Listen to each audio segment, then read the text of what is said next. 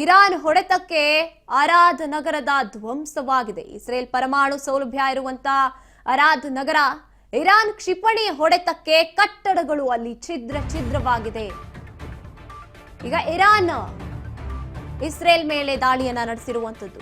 Israel ಪರಮಾಣು ಲಭ್ಯ ಇರುವಂತ ಅರಾದ್ ನಗರ ಕ್ಷಿಪಣಿ ದಾಳಿಯನ್ನ ಮಾಡಿದೆ. ಇರಾನ್ ಕಟ್ಟಡಗಳು ಛಿದ್ರವಾಗಿದೆ. ಇರಾನ್ ಹೊಡೆತಕ್ಕೆ ಅರಾದ್ ನಗರ ಧ್ವಂಸ ಆಗಿದೆ ಅಂತಾನೆ ಹೇಳ್ಬೋದು. ಕಟ್ಟಡಗಳ ಮೇಲೆ ಒಟ್ನಲ್ಲಿ ಇಸ್ರೇಲ್ ಪರಮಾಣು ಸೌಲಭ್ಯ ಇರುವಂತ ನಗರ ಅದು ಅರಾದ್. ಅದಕ್ಕೇನೆ ಟಾರ್ಗೆಟ್ ಮಾಡಿ ದಾಳಿಯನ್ನ ನಡೆಸಿರುವಂತದ್ದು ಇರಾನ್.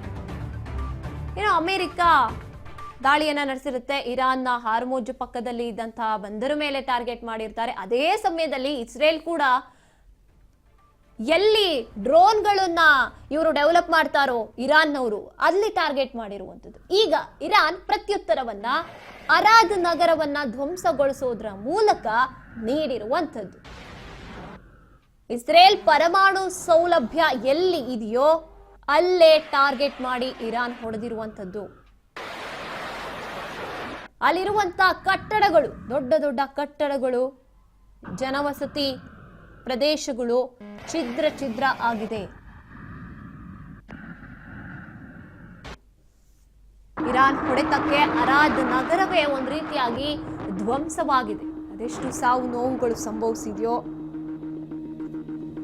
ಇಲ್ಲಿ ಒಂದು ರೀತಿಯಾಗಿ ಟಾರ್ಗೆಟ್ ಯಾವ ರೀತಿ ಆಗ್ತಾ ಇದೆ ಅಂತ ನೋಡ್ತಾ ಹೋದಾಗ ಎಲ್ಲಿ ಸ್ಟ್ರಾಂಗ್ ಇದೆ, ಎಲ್ಲಿ ಅವರು ಹೆಚ್ಚಿನದಾಗಿ ಸೇನಾ ನೆಲೆಗಳು ಇದ್ದಾರೆ, ಅಥವಾ ಇರಾನ್ ವಿಚಾರಕ್ಕೆ ಬಂದಾಗ ಇರಾನ್ನಲ್ಲಿ ಯಾವುದು ಜಾಸ್ತಿ ಜನ ಯಾವುದಕ್ಕೆ ಡಿಪೆಂಡ್ ಆಗಿದ್ದಾರೆ, ತೈಲ ಘಟಕಗಳ ಮೇಲೆ ಟಾರ್ಗೆಟ್ ಮಾಡುವಂಥದ್ದು, ಹಾರ್ಮೋಜ್ ನ ಟಾರ್ಗೆಟ್ ಮಾಡುವಂಥದ್ದು. ಅದೇ ರೀತಿಯಾಗಿ ಈಗ ಇರಾನ್ ಅರಾದ್ ನಗರವನ್ನ ಧ್ವಂಸಗೊಳ್ಳೋದ್ರ ಮೂಲಕ ಇಸ್ರೇಲ್ ಪರಮಾಣು ಸೌಲಭ್ಯ ಇದೆಯಲ್ವಾ ಅದನ್ನೇ ನಾವು ಟಾರ್ಗೆಟ್ ಮಾಡೋಣ ಅಂತ ಮುಂದಾಗಿರುವಂಥದ್ದು.